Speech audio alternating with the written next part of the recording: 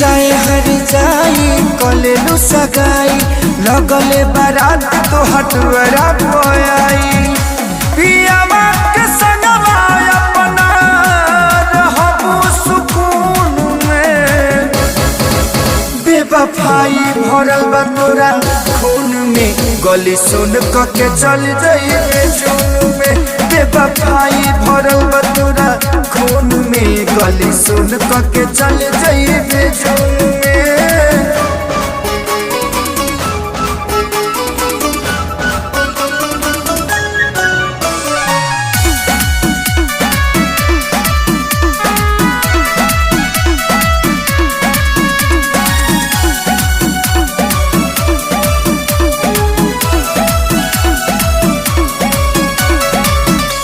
नुवल से बेसी हो दिनवा